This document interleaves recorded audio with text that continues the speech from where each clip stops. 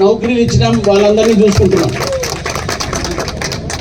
ఇక ఇప్పుడు మన అదాని సిమెంట్ కంపెనీల వాళ్ళు తీసుకున్న తర్వాత ఒక్కటి మీద ఆలోచించే బాధ్యత ఉన్నది మన కార్మిక సోదరులకు.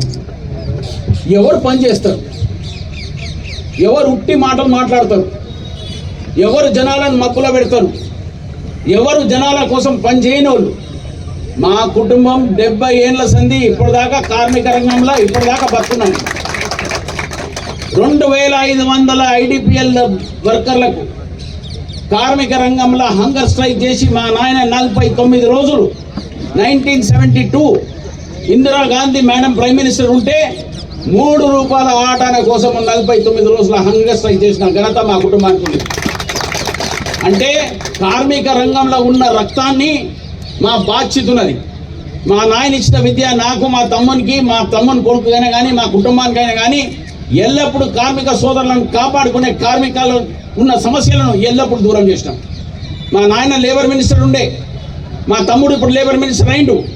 నేను మంత్రిగా ఉన్న 2004 నుంచి 9 వరకు లేబర్ డిపార్ట్మెంట్లో. అప్పుడు నేనే తీసుకొచ్చి జైపూర్ ప్లాంట్ కట్టించిన ఘనత నాకు దొరికింది. ఆషామాషి కాదు 12,500 కోట్ల ఫ్యాక్టరీ అది. మీరు అర్థం చేసుకోండి. నేనైనా కానీ, మా తమ్ముడైనా కానీ మాకున్న ఈ విశ్వాసాన్ని, ప్రజలు ఇచ్చిన ఆశీర్వాదాన్ని, 1,73,000 ఓట్లు ఇచ్చిన మన ఓరియంట్ సిమెంట్ రాజధానికి సంబంధించిన కార్మిక సోదరులందరూ ఆశీర్వాదం ఇచ్చినాకనే నేను ఆలోచన నిలబడి మీకు ఇచ్చేసే బాధ్యత నా కింద నేను తీసుకున్నా.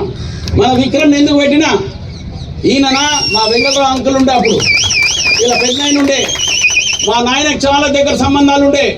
మా నాయన అప్పుడు బెల్లంపల్లి ఆయన పనిచేసిన తర్వాత, బెల్లంపల్లి చెన్నూరులో గెలిచిన తర్వాత 1959లో ఎమ్మెల్యే ఉన్నాక కార్మిక సోదరుల కోసం హెల్ప్ చేసే కార్యక్రమాల కింద అప్పుడు వెంకటరావు గారితో కూడా మాట్లాడిన తర్వాత ఈ సిమ్ కంపెనీల ఎలక్షన్ గెలిచిన తర్వాత మా రెస్పాన్సిబిలిటీ ఉంది. నేను ఈ రెస్పాన్సిబిలిటీ ఎందుకు చెప్తున్నా అంటే, ఒక వ్యక్తికి, ఒక వర్కర్కి కాన్ఫిడెన్స్ ఇప్పించే బాధ్యత మాది. మేము ఎందుకు ఇస్తున్నాము, వర్కర్ ఎంత సఫర్ అవుతాడు, మార్కెట్లో ఏముందో, వాళ్ళ బాధలు ఏందో. ఇవాళ అదాని కంపెనీతో మాట్లాడంటే గుండె ధైర్యం కావాలి. నేనైనా కానీ, మా తమ్ముడైనా కానీ మాకున్న ఎక్స్పీరియన్స్తో ఎవరితోనైనా మాట్లాడగలుగుతాం. మోడీతో మాట్లాడతాం, అదానితో మాట్లాడతాం, ఎవరితోనైనా మాట్లాడే మాట్లాడే.